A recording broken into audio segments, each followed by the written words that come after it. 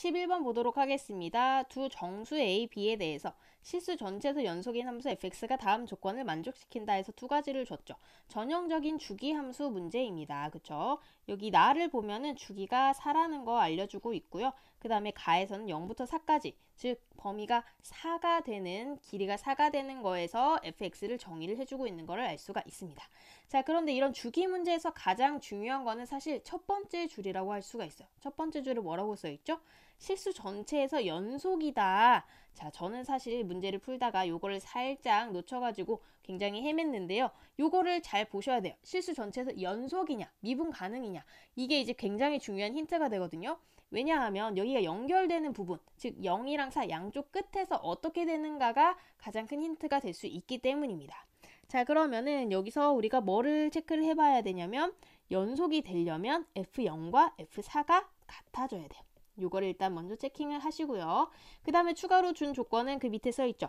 1에서 10 사이에 있는 범위에서 방정식 fx는 0이 서로 다른 실근 개수가 5개다. 즉 x축이랑 몇 개에서 만난다. x축과의 교점 개수가 5개다. 이거를 체크를 해주시면 되겠습니다. 이거를 만족시키는 게 딱 하나밖에 없나 보죠. a 플러스 b의 값을 정확히 묻고 있습니다.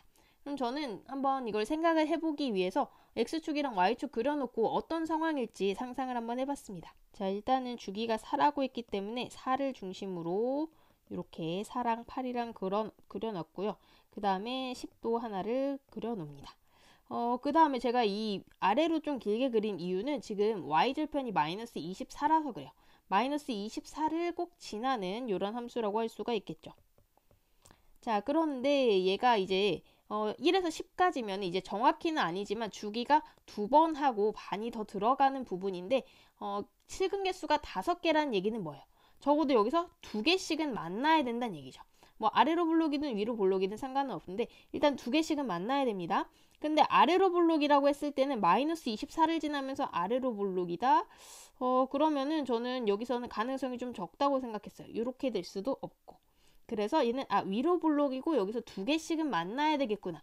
이런 생각을 했습니다. 자, 그러면 어떻게 되는 거예요?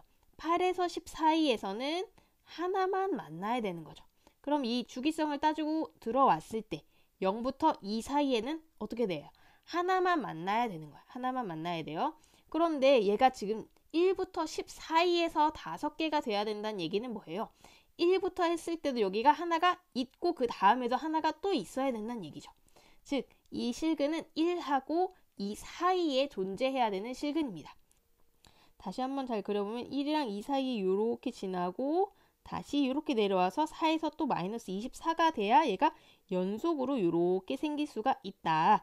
즉, 두 번째 근은 이제 2랑 3 사이에 이렇게 있게 되는 거겠죠. 얘가 2차 함수라서 대칭이기 때문에. 자, 그러면은 대칭축이 뭐라는 것까지 알 수가 있어요. 2라는 것까지도 알 수가 있죠. 사실 이거는 아까 우리가 썼던 여기서도 나옵니다. F0이랑 F4가 같다. 여기서 이제 식 한번 써보도록 할게요. 자, F0은 마이너스 24고요. F4는 16A 플러스 4B 마이너스 24입니다. 두 개가 같아지려면 어떻게 해야 돼? 두 개 없어지고 이 친구가 0이어야겠죠. 즉 16A 플러스 4B가 0이라는 얘기는 B가 마이너스 4A가 돼야 된다는 얘기입니다. 즉 다시 얘기하면은 여기서 대칭축을 2라고 하는 거랑 똑같이 알려주고 있는 거라고 할 수가 있어요.